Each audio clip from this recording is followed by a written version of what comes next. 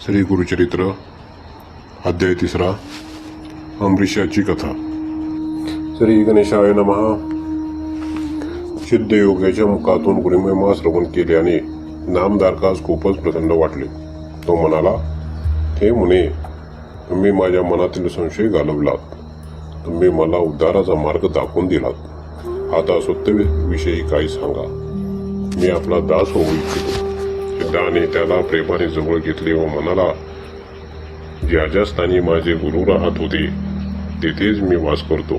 गुरुस्मरण हाच माझा आहार आहे। मग सिद्धाने नामधारकाला श्री गुरुचरित्र ग्रंथ दाखवला व म्हणाला, त्या ग्रंथात श्री गुरूंचे अगाध महात्म्य सांगितले आहे। मी याचे नित्यपठण करतो। याच्या श्रवणाने भाविकांचे इष्ट मनोरथ पूर्ण होतात, ज्ञानप्राप्ती होते, सर्व प्रकारचे ऐश्वर्य व सुख प्राप्त होते।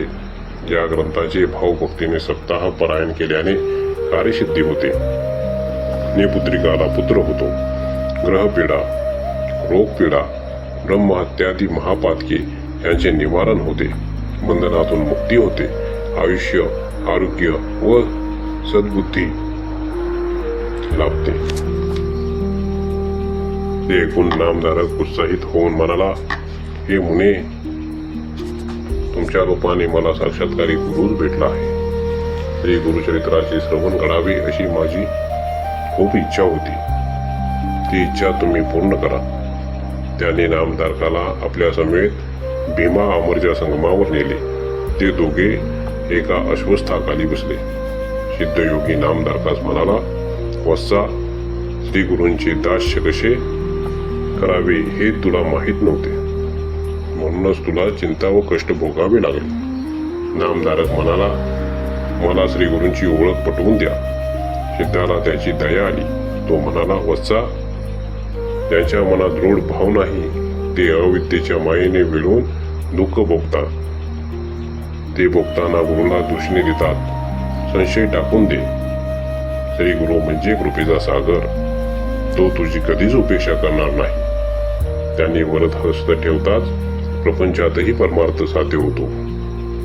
तू निसंदेह होऊन एकाग्रतेने गुरुभक्ती कर। सर्व भावे गुरुचरणांना शरण जा। नामधारकांनी हात जोडले व म्हणाला, स्वामी, आपण धन्य आहात। आपण माझा संशय घालवला। आता श्री गुरूंचे चरित्र ऐकवा। सिद्ध म्हणाला, वत्सा, अंतकरणास गुरूंविषयी जाणून घेण्याची तीव्र उत्कंठा असल्याशिवाय कथा श्रवणाचा आनंद मिळत नाही। या ग्रंथांच्या श्रवणाने तुला चारी पुरुषार्थ साध्य होतील, असा माझा आशीर्वाद आहे। कलियुगात तिन्ही देव एकच मनुष्य रूपाने अवतार घेऊन आले, ते श्री गुरु होत। आदी वस्तू ब्रह्म निर्गुण व निराकार आहे। प्रपंचामध्ये 3 गुणांना अनुसरून त्यांच्या 3 मूर्ती झाल्या, ब्रह्मा, विष्णू आणि महेश।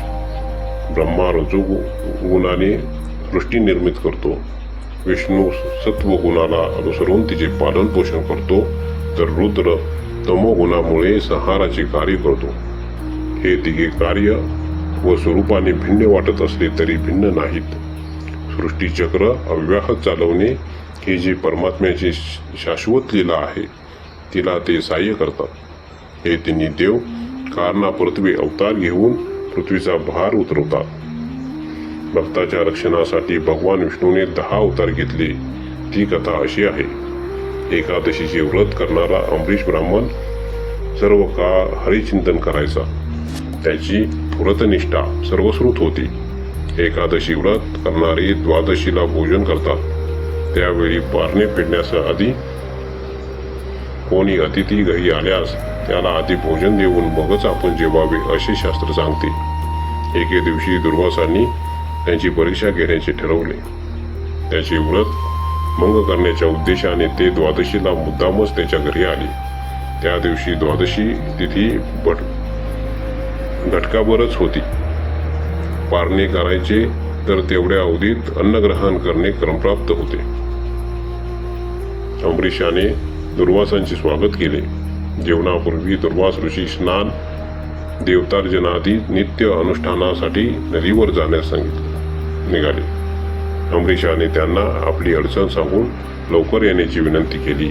पण ते आलेच नाहीत. शेवटी व्रतभंग होऊ नये म्हणून त्याने नुसते तीर्थ घेऊन पारणे केले. दुर्वासांसाठी भोजन तयार करून तो त्यांची वाट पाहू लागला.